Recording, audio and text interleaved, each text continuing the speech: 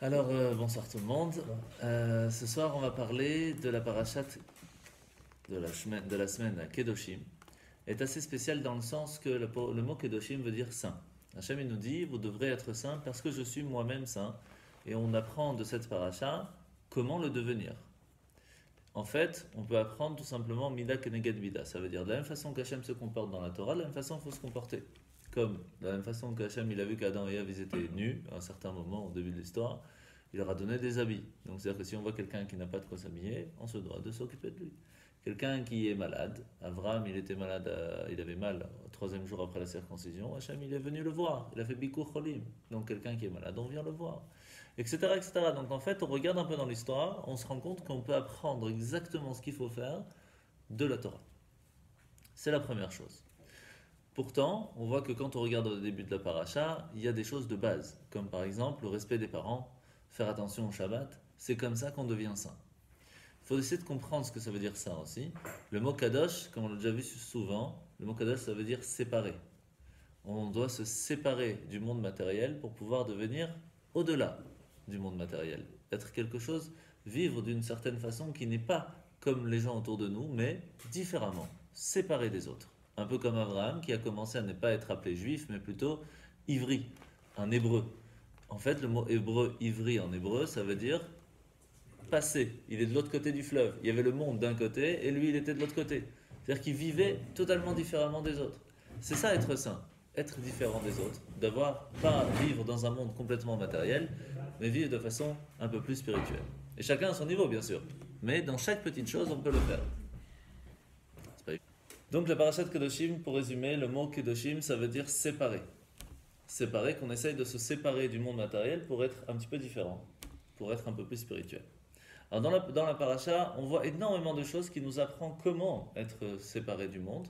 Pas séparé totalement, parce que le but c'est pas être complètement au-dessus du monde, mais c'est de vivre dans le monde de façon différente, mais de le faire différemment. C'est pour cela que toutes les mitzvot qu'on voit dans la paracha, c'est vraiment des choses de base. Quand on mange, il faut faire une bracha. C'est-à-dire qu'on est dans le monde, mais on ne mange pas comme tout le monde. Quand on s'habille, on est comme tout le monde, mais pas comme tout le monde. On doit le faire d'une certaine façon. Quand on marche, on peut marcher comme tout le monde, mais on ne marche pas comme tout le monde. On a une certaine façon de marcher. Donc en fait, c'est vraiment tous les petits détails de la vie. Et on va parler ce soir d'une mitzvah très très très importante qui existe de par le monde. Et pourtant ici, on va voir qu'elle est un petit peu différente. On va apprendre quelque chose d'assez spécial. Alors dans la mitzvah qu'on va parler ce soir, c'est Mipne Sevatakum Vadarta Pne Zaken. Devant une personne qui est âgée, il faut se lever. Et plus que ça, on doit carrément honorer la personne qui a un visage plus âgé. Qu'est-ce que ça veut dire exactement? Alors, quand on regarde de base, en règle générale, on parle ici d'une personne qui a plus de 70 ans, donc qui est assez âgée, donc il faut l'aider. Donc on ne parle pas seulement de se lever, mais on parle même dans un bus, on est assis, il y a quelqu'un qui est plus âgé, qui a plus de difficultés, c'est un minimum de se lever pour lui donner la place. Ça, c'est vraiment la traduction littérale, si on veut, de cette mitzvah. On peut aller plus loin encore, essayer de comprendre la raison, pourquoi est-ce que l'on doit de l'honneur et le respect à une personne qui est plus âgée. La raison la plus classique, la plus simple, c'est parce qu'il a l'expérience de la vie. Il a vu des choses, il a appris des choses, il a vécu des choses, et rien que par cela, on lui doit le respect. Ça, c'est la première base. Sauf que pourquoi alors répéter Vadarta Pne Zaken? On a compris que tout celui qui est âgé, on lui doit le respect, on doit faire tout ce qu'il faut pour l'aider.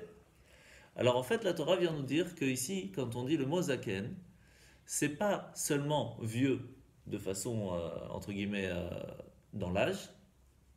Zaken, ze shekana chorma. Un zaken, quelqu'un d'âgé, c'est pas seulement celui qui a une expérience de la vie, c'est celui qui a l'expérience de la vie. Ça veut dire quelqu'un qui a une connaissance et qui peut aider, qui sait comment vivre la vie comme il le faut et comment on peut l'avoir si on a l'intelligence. Sauf que l'intelligence, elle peut s'apprendre de plusieurs façons. On sait très bien, par exemple, qu'il y avait des gens très intelligents et pourtant se comportaient de façon catastrophique. Donc l'intelligence et la sagesse, c'est deux mondes tout à fait différents. On peut connaître énormément de choses et pourtant ne pas être du tout sage ni intelligent. La connaissance n'est pas l'intelligence. C'est un petit peu l'erreur de la génération, c'est que plus on a de diplômes, plus on a le meilleur travail. Sauf que ça ne veut pas dire qu'il va être le meilleur dans son travail. C'est juste il a beaucoup de connaissances. La même chose dans les docteurs, il faut connaître, avoir une mémoire phénoménale. Ça ne veut pas dire qu'il est un bon docteur. Vous comprenez? Donc, de quoi on parle ici? Quelqu'un qui a acquis la chokhmah. Qu'est-ce que ça veut dire? Alors, avant de commencer vraiment à rentrer dans le détail, on va d'abord ramener une question qui est posée dessus. C'est comment ça se fait que quand on parle qu'une personne, on lui doit le respect, c'est celui qui a acquis la chokhmah. Donc, généralement, c'est ce qu'on va parler de la Torah. Quelqu'un qui connaît la Torah véritablement, qui vit avec la Torah automatiquement, il a une certaine expérience de la vie du monde, puisqu'il connaît comment le monde fonctionne, et donc on lui doit le respect. Mais, et celui qui fait beaucoup de mitzvot, on ne doit pas lui donner le respect? Celui qui fait beaucoup de bonnes actions, lui aussi on devrait lui donner le respect. Pourtant, c'est pas marqué. C'est marqué par contre qu'au moment où une personne, elle fait une mitzvah, alors on se lève devant lui. Par exemple, il monte à la Torah, on peut se lever pour lui. Il vient amener son enfant à une Brit Mila, il est en train de faire une mitzvah, tout le monde se lève pour lui. Il va pour aider quelqu'un, il mérite qu'on se lève devant lui. Pourquoi? Parce qu'il est en train de faire une mitzvah. Alors comment ça se fait qu'il y a une différence entre celui qui a acquis la Torah, on doit se lever à tout temps, à la différence de celui qui fait une mitzvah au moment où il a fait, il mérite, mais quand il a fini, il n'y a pas d'obligation à se lever devant lui. Pour comprendre ça, il faut d'abord comprendre, quand on parle des mitzvot, on fait une bracha quand on fait une mitzvah. Asher kideshanu bemitzvotav. Vous voyez que dans le mot kideshanu bemitzvotav, on retrouve kedoshim et mitzvot. C'est-à-dire que être saint, c'est quoi? C'est faire les commandements divins. Donc ça parle très bien à notre paracha. C'est quoi être saint? C'est réussir à agir dans le monde, avec le monde, mais de le faire de façon spirituelle. C'est ça une mitzvah. Est-ce que sur ça, on est content? On est très content. On fait une bracha carrément, on fait une bénédiction dessus. Et la preuve, c'est qu'au moment où une personne le fait, il mérite qu'on se lève, qu'on le respecte, qu'on l'honore. Mais lorsqu'elle est finie, c'est fini. Pourquoi? Tout simplement parce que dans le mariage entre nous et Dieu, il y a deux niveaux. Vous savez qu'avant, c'est pas comme aujourd'hui. Aujourd'hui, quand on fait un mariage, on fait tout d'un coup. C'est-à-dire quoi tout d'un coup? C'est-à-dire qu'on fait la choupa, on met la bague, on lui dit on dit à la dame ou à la demoiselle à ce moment-là, maintenant tu es marié avec moi, puis après on fait les 7 bénédictions, puis à la fin on casse le verre et là c'est bon. On a fait combien de choses ici? On a fait énormément de choses, on ne se rend pas compte, mais il y a deux choses de base dans un mariage. Il y a le fiançailles et il y a le mariage.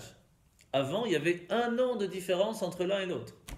C'est-à-dire qu'on faisait le fiançailles, l'homme venait dire à sa fiancée, je te donne cette bague et par cela tu vas être ma femme et interdite à tout autre. Ça permet de faire que la femme, elle devient, entre guillemets, bloquée et interdite, séparée du monde, mais elle n'est toujours pas la femme de son mari. Elle ne peut pas avoir de relation pendant 1 an encore avec son mari. Ce n'est qu'un fiancé.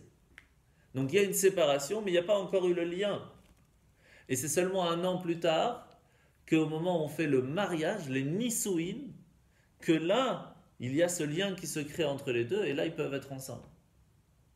Donc les kiddushin, qui vient du mot kedoshim, qui vient de dire kadosh, qui veut dire séparé, c'est exactement ça. C'est la séparation entre la femme et les autres hommes pour pouvoir plus tard se connecter avec son mari. Mais pour l'instant, il n'y a que eu la première séparation. La même chose, la mitzvah fait quoi? Elle sépare la personne du monde matériel pour le rendre plus spirituel, elle le rend saint. Mais est-ce qu'elle a fait une connexion avec Dieu? Ça, pas encore. Qu'est-ce qui fait alors les nisouin? Qu'est-ce qui fait le mariage avec Dieu qu'on peut se connecter avec lui? C'est encore autre chose. Pas seulement on se sépare du monde, mais on peut aller, on attend que Dieu vienne pour être avec lui. C'est un autre niveau. Alors pour ça, on va essayer de comprendre un petit peu comment ça fonctionne. D'abord, de quelle personne on parle quand on dit qu'on lui doit le respect si elle a acquis la Torah? Est-ce qu'on parle d'une personne qui a appris 3 lignes? Quelqu'un qui a un diplôme? Quelqu'un qui connaît beaucoup? C'est quoi les règles, entre guillemets? La règle, elle est comme ça. À partir du moment où quelqu'un, il a appris par cœur la Torah, au point une personne qui répond à des questions tout le temps, des personnes qui lui posent des questions tout le temps sur la Torah, sur des lois, etc. Ça fait que chaque seconde de sa journée est toujours dans la recherche d'avoir la Torah en lui. Parce qu'il se doit d'être prêt à chaque instant de pouvoir répondre. Ou s'il n'est pas prêt, il va tout de suite vérifier, mais il est tout le temps occupé à vivre avec la Torah. Même s'il travaille, il est toujours occupé dans sa tête à la Torah. Même si son corps travaille, la tête est occupée à la Torah. Une personne comme ça, elle mérite d'être appelée Zeshekana Chorma, quelqu'un qui a acquis la Chorma. Pourquoi? Parce qu'il vit avec chaque instant. Donc c'est pas évident de pouvoir être comme ça. Parce que généralement, quand quelqu'un travaille, il met sa tête. Pour pouvoir bien travailler, on est un petit peu obligé. Et pourtant, la Torah nous dit clairement, ça on l'a vu déjà souvent, que c'est écrit qu'il faut travailler avec les mains, pas avec la tête.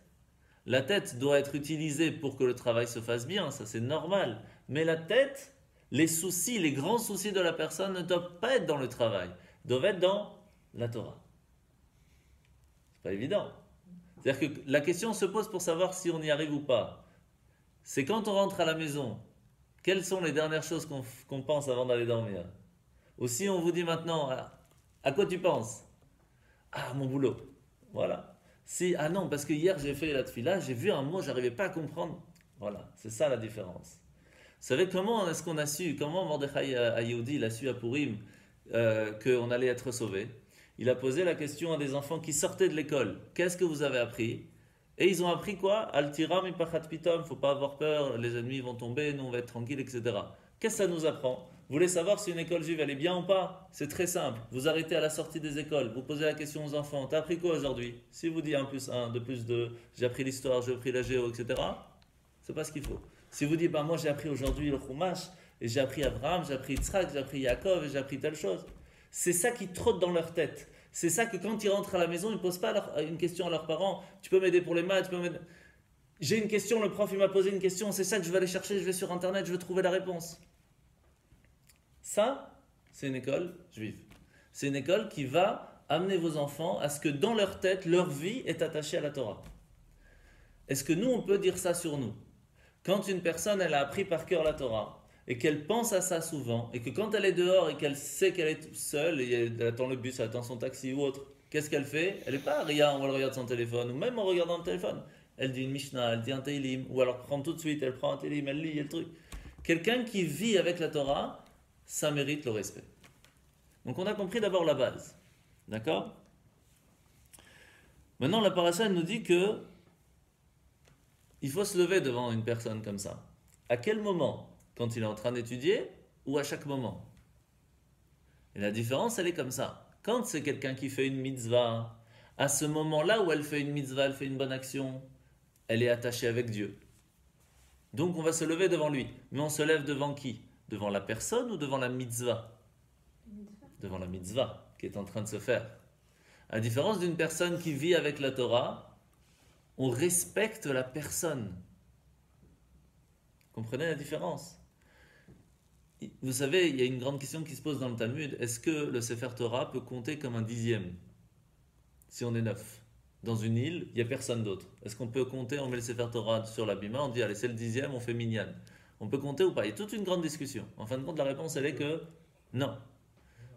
On ne peut pas. Pourquoi? Je vais vous dire simple.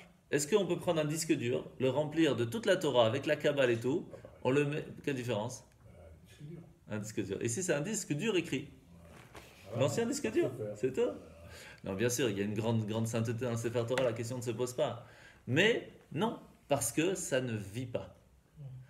Un juif qui vit, même s'il n'a pas beaucoup, à la seconde où il lit la Torah, à la seconde où il étudie la Torah, il se lève au-dessus du Sefer Torah. Il a acquis la Torah. Ça n'a rien à voir. Et il peut compter. S'il y a de la vie, il y a une âme. Ça, c'est quelque chose qui est plus fort encore. Là, ce que Hachem il nous dit dans la paracha, c'est que pour pouvoir mériter d'avoir ce respect, autant que quand le Sefer Torah il sort, on se lève, on l'embrasse, une personne qui peut se dire je suis comme un Sefer Torah mais vivant, c'est quelqu'un qui vit comme le Sefer Torah le dit et qui vit avec la Torah chaque instant. Donc il y a deux conditions. Pas seulement il vit comme le Sefer Torah il le dit, mais en même temps il a appris cette Torah, il la connaît par cœur. il vit avec. Et donc, si maintenant cette personne n'est pas en train, elle n'est pas occupée à étudier la Torah spécialement, elle discute ou autre, mais ça même qu'elle représente la Torah, ça mérite le respect, parce que c'est une personne qui représente la Torah. Quand vous avez un grand rave qui rentre, tout le monde se lève. Et pourtant, il n'est pas en train d'étudier, il est en train de marcher. Mais il représente la Torah. Donc il mérite ce respect et cet honneur. Et est-ce que c'est important de le faire ou pas? Alors, il y a une histoire d'un grand rabbi qui évitait tout le temps d'aller dans les foules, parce qu'à chaque fois qu'il allait, tout le monde se levait. On parle d'un grand, hein, je crois que c'était Rabbi Abba. Et son maître lui a dit non, tu dois quand même aller. Pourquoi? Parce que c'est marqué que celui qui donne du respect à une personne qui est comme Rabbi Abba, quelqu'un qui a un rabbi, qui mérite ce respect parce qu'il vit la Torah, il a acquis la Torah, ça donne la crainte de Dieu à la personne qui se lève. Parce que ça même qu'on fait un effort de par soi-même, de s'être levé pour l'honneur de la Torah que la personne représente, ça fait réveiller en nous une crainte de Dieu aussi. Comme on a expliqué mardi, les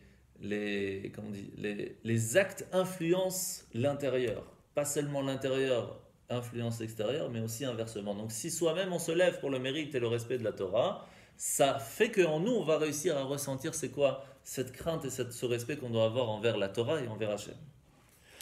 Donc, une personne qui a appris maintenant une certaine partie de la Torah, pas tout. Pas tout le monde peut connaître toute la Torah. De toute façon, c'est pas possible. Donc, à quel moment on peut dire oui, c'est quelqu'un qui a acquis quand même par cœur, il connaît une certaine partie de la Torah, il connaît, disons, un verset de la Torah par cœur. Est-ce que ça suffit pour dire c'est quelqu'un qui a acquis la Torah? Qu'est-ce qu'il faut? C'est quoi le minimum? De quoi on parle? Alors, d'abord, il faut savoir une chose. À partir du fait qu'une personne ait appris par cœur la Torah, et c'est pour cela que quand on est enfant, quand on est à l'école juive, on fait apprendre aux enfants les Mishnayot par cœur. Les Mishnayot, un peu de Chumash, un peu de Tanya, un peu de Teilim, par cœur. Pourquoi par cœur? Parce que ça reste gravé. Un jour, il est seul, il ne sait pas quoi faire, il se retrouve où que ce soit, il peut dire ce morceau de Torah. Il est gravé en lui, il vit en lui à chaque instant. Et rien que par ça, il mérite déjà un certain respect. C'est pour ça que c'est important d'apprendre par cœur. Même si on n'a pas encore compris le sens, mais on le connaît par cœur. Et tout le monde connaît au moins un pasouk, un verset de la Torah. Bereshit bara Elokim et hashamayim v'et haaretz. Vous le connaissez par cœur. Et bien voilà, rien que par ça, vous méritez déjà du respect. À quel niveau après? Chacun est différent. Mais il n'y a pas que la Torah écrite. Il y a la Torah orale, il y a la Torah secrète, il y a la Torah du Draj. Il y a beaucoup de niveaux de Torah. Alors, de quoi on parle ici? D'abord, il faut essayer de comprendre quel est le but de l'étude de la Torah. Est-ce que le but de la Torah, il est pour avoir beaucoup de connaissances? Bien sûr que non. Celui qui apprend comme ça, on a déjà expliqué, c'est pas l'ishma, c'est pas pour Dieu, c'est pour lui-même. Donc le niveau toranique, malheureusement, il peut rester très bas. Il y a peut-être même aucune évolution. Une personne peut avoir énormément de connaissances et pourtant pas changer du tout. On le voit dans les gens qui sont très philosophes et pourtant quand tu arrives devant une situation, ils sont catastrophiques. Et même dans l'étude de la Torah, parce qu'ils apprennent ça comme des maths ou comme une philosophie. C'est pas ça la Torah. La Torah, il faut l'étudier pour Hachem, pour se connecter avec Hachem, pour évoluer, pour changer. C'est pas quelque chose, c'est pas la même chose. Donc quel est le but de la Torah? Le but, il est une seule chose. Le'akir et boro. De reconnaître notre Créateur, de comprendre de qui on parle, qui nous a créés, de ressentir de Veyadata et Hashem Elokecha. Et tu connaîtras ton Dieu. C'est difficile à connaître. Mais au moins que cette da'at, cette connaissance, te permettra de t'attacher à lui et donc de changer, d'être différent. Donc une personne qui étudie la Torah de cette façon, pas pour connaître, pas pour enseigner, mais pour faire, déjà il y a certain respect parce que la personne, elle connaît son Créateur. À quel niveau? Chacun, bien sûr, est différent. Mais rien que ça permet de donner un certain respect. Maintenant, vous rappelez que dans la Kabbale, on a déjà expliqué cette différence entre Alma de Galia, Alma de Kassia. Alma qui veut dire du mot Olam, le monde. Et il y a deux sortes de monde. Il y a le Kassia qui veut dire caché, ça ressemble beaucoup en plus. Et Galia du mot Giloui qui veut dire dévoilé. Donc il y a un monde qui est dévoilé, celui qu'on voit, celui qu'on comprend, puis il y a le monde caché, celui qu'on ne comprend pas, celui qui nous entoure mais qu'on ne peut pas attraper, on ne peut pas attacher. Alors, donc il y a ces deux mondes de base, le monde caché, le monde dévoilé. On a ici aussi la même chose. Ça veut dire que on a comment dire, les mitzvot de la Torah que l'on fait, c'est plutôt des choses dévoilées. On agit avec le monde de façon dévoilée, mais ça reste temporaire. Et quand on a acquis la Torah d'une certaine façon qui vit à l'intérieur de nous, elle devient cachée en nous. Et c'est beaucoup plus fort. Mais c'est moins dévoilé. À quel moment on a réussi à faire que les deux vivent ensemble, que le monde caché et le monde dévoilé vivent ensemble, ça c'est plus difficile. C'est quand la personne, elle vit de façon à ce que, comme la Torah le dit, parce qu'elle a étudié la Torah. C'est-à-dire que l'intérieur, la partie cachée qui se trouve à l'intérieur de lui, a tellement été raffinée grâce à l'étude de la Torah que même de façon dévoilée, elle agit de cette façon. Ça c'est un autre niveau. C'est que les deux mondes vivent ensemble. Mais c'est rare, c'est très rare de voir une personne qui vit exactement comme elle est à l'intérieur. C'est très rare. Parce qu'on a tous à l'intérieur de nous ça bout d'une certaine façon. On a tous un Yetzer Tov, tous un Yetzer Hara. Donc chacun a envie de faire une bêtise, une autre. Elle se contrôle, etc. Chacun à son niveau se contrôle par rapport à beaucoup de choses. Mais est-ce qu'on vit exactement de la même façon, de façon dévoilée qu'à l'intérieur de nous? Même est-ce qu'on peut dire on parle exactement ce qu'il y a dans notre tête? Qui peut dire ça? Impossible. Mais il y a cette façon de contrôle qu'on peut avoir vers l'extérieur. Ça, on peut l'avoir. Ça, c'est quelque chose qui est donné à chacun d'entre nous de dire je contrôle mes actes, je contrôle mes paroles, je peux même contrôler ce que je regarde ou ne pas regarder. C'est plus difficile à contrôler ce que j'entends ou pas, mais ça peut encore se contrôler. C'est plus difficile. Et bien sûr, ce qu'on mange, etc. Mais contrôler l'intérieur de soi-même, ça, c'est très difficile. Et mardi, à midi, on a expliqué qu'on a cette mitzvah de réussir à contrôler son cœur, d'aimer celui-même qui nous a fait du mal. Ça s'apprend. Et ça peut se faire. Aimer son prochain comme ça même, ça va jusque-là.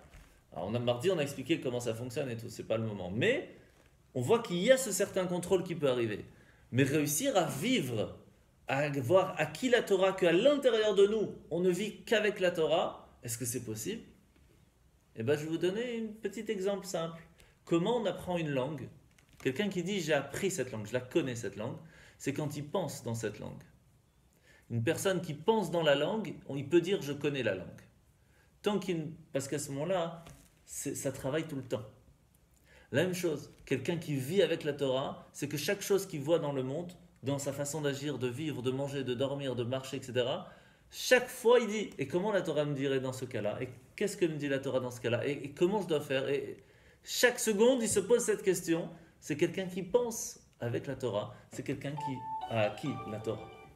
C'est pas évident, hein, parce qu'on ne connaît pas tout et on ne peut pas tout connaître. Et donc voilà. Donc ça, c'est un petit peu la base entre le monde caché et le monde dévoilé. Maintenant, il y a quatre parties de base qui sont dans les noms d'Hachem, Yud, Ke, Vav, Ke, d'accord? Les quatre lettres du nom d'Hachem. Le premier, c'est le plus classique, c'est la Chokhmah, c'est l'étincelle, la base de la compréhension des choses. Et le He, c'est la Bina, c'est le développement. Je prends ce Yud et j'en fais un Dalet, je l'ai développé. Qu'est-ce qui est plus fort, le Chokhmah ou Bina? Généralement, c'est la femme, c'est Bina. C'est le développement de la chose. Si on n'a pas développé, on a l'idée, mais on ne peut pas en faire grand-chose. Il y a beaucoup de gens dans le monde qui ont beaucoup d'idées. Mais réussir à dévoiler cette idée et réussir à le mettre au concret, c'est pas tout le monde qui réussit. Donc, c'est plutôt Bina dans le monde, entre guillemets, qui est plus fort. Pourtant, Chokhmah, c'est plus haut. Parce que s'il n'y a pas la base de l'idée, il n'y a rien à dévoiler. D'accord? Donc, qu'est-ce qui est plus fort, en fin de compte? Alors, on va voir. Quand on met les téphilines, il y a aussi 4 parachutes. Il y a 4 parchemins. Le premier, celui de Kadesh, c'est la première base. C'est la première fois où on voit qu'Hachem nous demande de mettre les téphilines. Et qu'est-ce que c'est marqué quand on parle des téphilines dans ce parchemin? Ou le zikaron ben enecha. Ce sera un souvenir entre tes yeux. C'est la seule fois où on voit ce mot-là. Après, c'est différent. Ukshartam leot al yadecha vayu letotafot ben enecha. Mais là, c'est ul zikaron. Il faut que ça reste dans la mémoire, entre nos yeux, qu'on est attaché à Dieu grâce au tefillin, qu'on est sorti d'Égypte, que Hachem est toujours avec nous, qu'il nous protège. Ça doit être en notre mémoire, attaché dedans. Notre mémoire, c'est pas le développement d'une chose. La mémoire, c'est des points. Après, on développe l'idée qu'il y a dans notre mémoire. C'est déjà plus la mémoire, c'est déjà la réflexion, la compréhension, le développement. Donc la mémoire, c'est la chorma. C'est pour cela que les 4 parchemins sont aussi attachés aux 4 noms du nom d'Hachem. Le premier Kadesh est en rapport avec Ul Zikaron, avec la mémoire, avec chorma, la première base de l'intelligence. Et après, on change. Après, il y a le développement, puis les midot, puis malchut, etc. Mais la première base, la Kadesh, le Yud, c'est chorma. Maintenant, on comprend maintenant un tout petit peu plus pourquoi c'est écrit sur qui et devant qui on doit se lever, on doit donner du respect. Zeshekana chorma. Pas Zeshekana Torah ou Zeshekana Bina. On ne parle pas d'une personne qui a tellement de compréhension de la Torah qui peut vous faire un discours pendant 5 heures et quelque chose d'extraordinaire. Ce n'est pas de quelqu'un comme ça qu'on parle. Zeshekana chorma. Celui qui a dans sa mémoire, il a acquis la chorma de la Torah. Qu'il vit avec la Torah. Quand chaque fois qu'il voit quelque chose, il pose la question, qu'est-ce que je dois faire maintenant? Qu'est-ce que la Torah me dit? Comment je dois vivre en tant que juif? Et ça, c'est quelque chose qui ne peut se faire que grâce à la mémoire. Quelqu'un qui va utiliser son cerveau pour vivre avec la Torah. Et c'est pour ça que c'est Zeshekana chorma. Alors, quelle est la base vraiment de ce qu'on doit connaître pour dire oui, j'ai réussi à faire que dans mon cerveau, tout a été utilisé pour la Torah. Pas de série télé, il n'y a pas de Cyril Hanouna, il n'y a pas de radio, il n'y a pas tout ça. Non, c'est vraiment Torah à 100%. Ah, c'est pas facile. Comment on fait pour tout ça? Le Sifri nous donne la réponse. Le Sifri nous dit, quand on connaît les 613 commandements avec tous leurs détails, on pourra dire j'ai acquis la chorma. On est mal barré. D'accord. C'est pas grave. C'est pas évident. Déjà connaître les 613. Quelqu'un peut me le réciter? Il y a un raccourci. Il y a un raccourci, bien sûr. Tout l'éveil de Shavuot qui arrive bientôt, pendant la nuit jusqu'à 4 heures du matin, on s'assoit et on revoit toute la Torah en résumé. Et à la fin, on fait les 613 commandements. Donc c'est le résumé en une soirée. C'est pas compliqué. En fait, le résumé, il est plus simple. Au moins qu'on ne connaisse pas tous les détails des 613 commandements, mais au moins connaître les 613. Bon, et si on n'arrive pas à les 613, parce que c'est pas évident, au moins connaître par cœur tout le Talmud, quand même un minimum, c'est-à-dire pour qu'on puisse expliquer de quoi on parle dans la Torah. Au moins les halachot alors, au moins de savoir comment agir tous les jours. Bon, au moins connaître les 5 livres de Chumash. C'est quand même la base, c'est la partie de Torah, on va dire, minimale, quoi. Donc ça fait peur tout ça. Donc en fin de compte,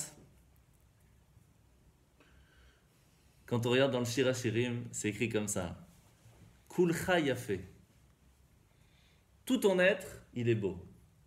C'est quoi notre être? À l'intérieur de nous, on a 248 membres et 365 nerfs. Quand on aura compris que chacun de nos membres et de nos nerfs est attaché à quelle mitzvah en détail pour savoir pourquoi il nous a été donné et agir comme il le faut avec, c'est que notre corps il sera à ce moment-là raffiné et on pourra dire oui, j'ai acquis la chorma. On est loin, hein? On est très très loin. Mais et après, il faut réussir à comprendre comment notre âme, elle a aussi 613. Et donc, bon. Donc, en fin de compte, on voit bien que ce n'est pas spécialement possible à tous de réussir à ce niveau-là. Ce n'est pas quelque chose de facile. Donc, au moins les 5 livres de Torah. Au moins savoir dire, je ne connais pas toute la Torah. Mais si tu me poses la question dans les 5 livres de Torah, depuis la création du monde jusqu'à la fin, je peux te dire ce qui s'est passé. Je peux te dire, il y a eu Abraham, il y a eu Adam, il y a eu Noach, il y a eu Abraham, Yitzhak, Yaakov, Yosef, et puis etc. jusqu'à Moshe Rabbeinu. Puis on a construit le temple, et puis on est arrivé devant la terre d'Israël. Je peux raconter à mes enfants, entre guillemets, la Torah. Et que pourquoi c'est important que tous les 3 jours on lit la paracha? Pour vivre avec la Torah. Pourquoi c'est important que Shabbat on s'assoit avec les enfants et qu'on leur parle de la paracha? Pour qu'eux aussi vivent avec la Torah. Pourquoi on doit étudier chaque jour un petit morceau de petit mot Torah, on fait un peu de paracha, un petit peu de Tanya, un petit peu de Sefer HaMitzvot? Pourquoi? Parce que ça nous fait vivre notre journée avec la Torah. On vit comme ça, chaque jour, avec un petit mot de Torah. C'est ça, avoir acquis la Torah. C'est que dans la journée, on se dit, attends, c'est vrai, aujourd'hui, on a étudié ça, c'est intéressant, cette mitzvah est intéressante, et puis on a pensé à ça. Notre commencement de la journée est tout à fait différent si on a écouté un petit mot de Torah le matin. Parce qu'on a acquis que notre journée est entourée par la Torah. Et si on ne peut pas vraiment tous les jours, alors au moins une fois par semaine, quand on vient à la choule, à ce moment-là, on écoute le Sefer Torah, on écoute un petit mot de Torah, une petite dracha du rabbin, etc. Ça nous permet de faire que notre semaine est englobée par quelque chose, par un peu de Torah. Donc chacun à son niveau peut réussir à avoir ce qu'on appelle acquérir la chorma de la Torah. Ça veut dire que notre semaine va être remplie de Torah. Et au moins une fois par an, à Kippour, au moins. Mais chacun à son niveau. Mais au moins, le plus possible, plus on méritera de dire oui, j'ai acquis la Torah. À quel niveau ce serait le mieux d'arriver? Pour vous donner une idée, sur le Yud, sur chaque Yud, il y a un petit cote de plus.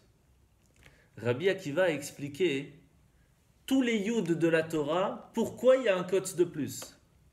Chaque fois, ça nous apprend une loi. Chaque petit cote de chaque Yud, dans toute la Torah, nous apprend une loi. C'est énorme. Déjà qu'on comprenne le mot, après qu'on comprenne le Yud, et après qu'on comprenne le cote. Mais pour vous donner une idée jusqu'où on peut réussir à aller. Et Rabbi Akiva, il a commencé à 40 ans l'alphabet. Bon, il avait une âme aussi assez spéciale. Mais c'est jamais tard. On a toujours la possibilité d'arriver à un certain niveau. Et on ne nous demande pas d'être Rabbi Akiva, on ne nous demande pas d'être Moshe Rabbeinu, on nous dit à ton niveau à toi, avec tes connaissances, ton potentiel, le temps que tu as, quel effort tu vas faire pour évoluer. C'est ça qu'on nous demande. Pas de réussir, on nous demande d'évoluer. Et donc, comme ce n'est pas quelque chose d'évident, c'est pour cela que une des parties de la Torah qu'on nous demande au moins de pouvoir connaître par cœur, c'est notre paracha de cette semaine, la paracha de Kedoshim, puisque ce sont les lois qui nous rendent saints. Ce sont toutes ces lois, toutes ces choses de base qui nous apprennent à sortir, à évoluer du niveau de monde matériel pour être différents. Et si on connaît notre paracha et qu'on apprend les lois de cette paracha, de comment on doit se comporter, comment on doit dire bonjour, comment on doit manger, comment on doit marcher, comment on doit boire, comment on doit faire attention à ci, à ça. Toutes les bases qu'on apprend dans notre paracha, elle est magnifique la paracha, vous allez voir. Et elle est très simple. Vous regardez en français, elle est simple, ce sont des lois simples. Eh bien, on a par cela la possibilité déjà dans la partie de Torah écrite d'avoir la base de comment dire j'ai acquis la chorma de la Torah. Parce qu'acquérir la loi de la Torah, c'est en fin de compte la mettre en pratique. C'est ça le but en fin de compte, comme on a dit. Donc, il y a cette partie pratique qui va réussir à sortir par cette connaissance. Puis, il y a cette force qui va être qu'on l'aura acquis en nous. Et donc, on va évoluer, on va être différent. Et dans la partie orale, alors qu'est-ce qu'il faut étudier? Parashat Kedoshim aussi. Il y a ce qu'on appelle la Mishnah de Kiddushin. Toutes les lois qui nous apprennent, toutes les choses qui sont saintes. Dans les choses qui sont saintes, il y a sa femme, puisque on dit arrête mes coups d'échec, tu vas devenir sainte pour moi. Ça veut dire séparée des autres hommes aussi saintes, donc il faut savoir comment agir avec sa femme. Et on parle aussi de toutes les relations, on parle de comment la chérir, etc. Il y a beaucoup de choses. Et il y a surtout, les sacrifices, le Kohen, le mikvé, toutes les choses qui vont amener la sainteté à la maison. Et quand on connaît toutes ces lois, on vit totalement d'une façon sainte. Donc automatiquement, la connaissance toranique par cœur et bien les connaître, toutes ces lois, nous permettra de nous séparer de ce monde un peu matériel pour vivre d'une façon plus sainte. Et donc, mériter le respect, pas seulement de l'humain, qui n'est pas en fin de compte le plus important, mais mériter le mérite d'Hachem. Que Hachem va nous dire, tu es quelqu'un qui mérite que quand tu arrives là-haut, tu mérites le respect de toute personne qui viendra voir ton âme. Parce que tu as réussi à ne pas vivre dans un monde qui est complètement matériel et être complètement plongé, tu as réussi à te séparer de ça et à vivre d'une façon différente. Et bien sûr, à ne pas oublier la partie cachée de la Torah, qui est toute la partie sainte, comme le Tanya, la Chassidut ou le Zohar, chacun à son niveau, qui va apprendre par cœur tout cela, qui permettra en fin de compte à la personne de vivre d'une façon pas seulement agir de façon matérielle dans le monde, mais de connaître son Créateur. Et pour connaître son Créateur, qui est en fin de compte le but de l'étude même de la Torah, comme on l'a expliqué au début, pour ça il faut apprendre tout ce qui est kabbalistique, parce qu'on ne peut ainsi seulement comprendre comment fonctionnent les mondes supérieurs, et donc comprendre comment Hacham il est tellement loin de nous qu'on n'a même pas une idée peut-être de comprendre que qu'est-ce que ce n'est pas pour pouvoir comprendre où on en est. Et quand on arrive à vivre avec cet état d'esprit, alors on vit totalement différemment. Parce qu'on se rend compte qu'on n'est rien du tout. Et donc cette crainte, ce respect, cet amour qu'on va avoir envers lui va nous faire changer, va nous faire évoluer. Et donc c'est ça qui va nous faire rendre kadosh, rendre saint. Et bien sûr, un Tehillim. Un Tehillim par cœur. Choisissez celui que vous voulez, mais un Tehillim par cœur, c'est quelque chose qui est extraordinaire. Parce qu'en fin de compte, une des choses les plus saintes qu'on parle, c'est les sacrifices qu'on amenait au temple. Devaient être saints, c'est ça qui nous rapprochait de Dieu, le Korban. Mais aujourd'hui, on fait comment? C'est la Tfila. Alors bien sûr, il y a le Shema Israël, tout ça, mais ça, c'est des parties écrites dans la Torah. Mais les Tehillim, qui sont en fin de compte les trois quarts de toute la Tfila, ça, c'est les Tehillim. Le roi David a mis une force dans les Tehillim qui est inimaginable. Si le Baal Shem Tov, une fois, il a dit que si on connaissait la force des Tehillim, jamais on s'arrêterait une seconde de sa vie, on n'irait pas dormir pour lire les Tehillim. Mais on ne nous la montre pas, cette force, parce que sinon on ne pourrait pas vivre. On ne ferait que ça tout le temps, on ne s'arrêterait pas. Et donc, je vous conseille de regarder le Tehillim 117, parce qu'il fait 2 lignes. Et il est facile à apprendre par cœur. Et quand vous êtes dans la journée, et que vous trouvez un moment, vous le faites. Et vous êtes dans la rue, vous le faites. Et il faut apprendre aussi un petit peu de Mishnah. Et dans la Mishnah, vous avez plein de Mishnayot. Alors on a dit, le mieux c'est d'apprendre la Mishnah de Kiddushin. Toutes les choses saintes. Mais toutes les Mishnayot sont saintes en soi. Pourquoi? Parce que le mot Mishnah, ça vient du mot Neshama, c'est les mêmes lettres. Donc ça attache l'âme directement. Donc que vous prenez le premier de Pirkei Avot, Moshe Kibel Torah Messinai, ou même la deuxième qui est encore plus petite, que sur 3 choses le monde tient, sur la Torah, la Voda et Gmilut Rasadim. Vous connaissez cette Mishnah par cœur, vous êtes au top. Vous connaissez Bereshit, c'est magnifique. Alors il faut apprendre un peu de Tanya. Tanya au début, et en plus vous pouvez l'apprendre en chanson. Tanya, Besaf Peri Gimel Denida, Masbinotot, Tzadik, Teiracha, etc. Vous connaissez 2-3 lignes de chaque petite chose. Vous pourrez dire, j'ai commencé à dire, j'ai une partie en moi qui est emprunt des 4 niveaux de la Torah. Et ça, c'est le début de la richesse. Parce que quand on a déjà mis un petit quelque chose, alors la porte est ouverte pour mettre d'autres choses. Et c'est pour cela qu'apprendre par cœur, c'est pas quelque chose de facile, c'est quelque chose que le Yetzer Hara bloque la personne à ne pas réussir, et c'est sur ça qu'il faut travailler. Parce qu'avoir par cœur, connaître par cœur un petit peu de Torah de chaque, permet à la personne d'être attachée à Dieu à chaque instant de la journée. Et même quand il dort, parce que son cerveau est toujours présent, toujours fonctionnel, même quand il dort, il est sain. Et ça, c'est quelque chose de fort. C'est quelque chose qui ne peut pas se faire quand on fait une mitzvah. Parce que quand on fait la mitzvah, à la seconde où on le fait, on mérite le respect, on mérite cette sainteté. Mais quand on est parti, alors la mitzvah, l'objet, lui, reste saint, puisqu'on l'a utilisé pour quelque chose de saint, mais la personne, ça y est. C'est pour cela que l'étude de la Torah a cette force d'être ancrée à l'intérieur de nous, de faire vivre la personne à chaque instant de sa vie avec une certaine sainteté. Et c'est pour ça que c'est aussi important de ne pas garder ça pour soi, de transmettre aux autres. Pourquoi ce serait dommage d'avoir ça que pour nous et de ne pas pouvoir transmettre aux autres? Et c'est pour ça que c'est important, un petit mot de Torah chaque jour, parce que ça permet de faire qu'on a ce petit mot de Torah qui reste à l'intérieur de nous pendant cette journée, et bien sûr après il s'oublie, c'est pour ça qu'il y a le lendemain. Et Shabbat, comme on ne peut pas envoyer le petit mot de Torah, alors on le fait le matin. C'est pour ça que toutes ces choses, ces petits mots de Torah, permettent vraiment à la personne de vivre, d'être ancré, d'avoir à l'intérieur de lui cette Torah. Et au moment où vous allez arriver à vous poser la question, quand vous arrivez devant un certain sujet, questionnement ou autre, et vous allez vous dire, que me dit la Torah dans ce cas-là? Vous saurez que vous avez réussi. Mais s'il n'y a pas ce questionnement automatique qui vient, c'est que ce n'est pas encore ça. Et c'est chacun à son niveau. C'est pour cela qu'on ne peut pas dire quelque chose de règle de base pour pouvoir vraiment dire j'ai acquis la chorma, c'est tous les 613 commandements. Bien sûr, ça c'est le vrai, le top, pour pouvoir avoir à ce que son corps soit totalement raffiné. Mais on n'est pas tous à ce niveau, en tout cas pas à cette seconde, mais on peut arriver. Tout le monde peut arriver. Celui qui veut, il peut, tout le monde peut. Mais aujourd'hui, à notre niveau, on a chacun un autre but, un autre mur à traverser, si vous voulez. Et si on a réussi à faire ce que nous, on a dû faire dans cette journée, on a gagné la journée. Si on a réussi à faire que cette année, on pourra arriver à Rosh Hashanah Kippour, on dit à Hachem, tu vois, j'avais ça comme limite, je l'ai traversé.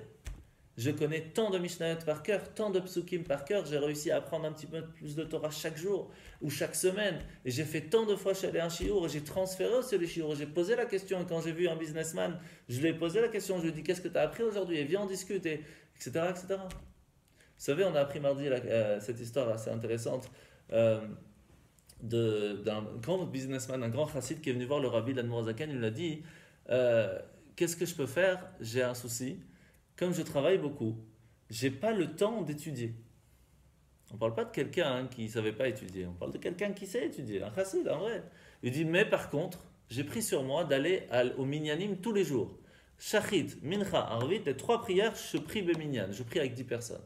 Quoi qu'il se passe, je m'arrange pour... Et qu'est-ce qu'il lui a dit le rabbi? Il lui a dit, c'est ça pour toi de dire merci à Hachem qui te fait réussir dans ton business, seulement de prier 3 fois par jour avec un minyan. Mais il parlait à un chassid aussi. C'est déjà énorme comme niveau de réussir à faire ça. Mais pour cette personne-là, c'était pas assez. Ça l'a fait réfléchir, il est reparti après voir le rabbi, il a dit, alors qu'est-ce que je fais? Je travaille moins, je fais quoi? Il dit non, si tu réussis quelque chose de façon matérielle dans ce monde, c'est qu'Hachem est content de te faire réussir, tu dois continuer. C'est bon à savoir aussi. Mais, chaque fois que tu as un moment dont le businessman il discute, il parle, il mange des trucs, que tu aies un livre avec toi ou une application iPhone, que tu utilises pour étudier, pour lire un télim, pour faire quelque chose. Et c'est comme ça que ton étude valera autant qu'une personne qui étudie toute la journée. Parce qu'on a tous un but dans ce monde que personne d'autre ne peut faire. Et si nous, à ce moment-là, pendant notre travail, on prend 5 minutes pour étudier, pour lire, pour apprendre, alors on a réussi à faire que toute notre journée est attachée à la Torah. Et c'est ça, vivre avec la Torah. C'est pas étudier toute la journée. Vivre avec la Torah, c'est vivre avec la Torah. Que notre vie de tous les jours soit imprégnée de Torah. Ça peut être dans la façon comment on se comporte. Ça, c'est plus les mitzvot. Mais c'est aussi dans la façon comment on réfléchit, comment on vit, quels sont les questionnements qu'on a chaque jour. Et quand on réussit à faire ça, alors oui, on peut dire Zé Shekana Chochma, ça mérite le respect.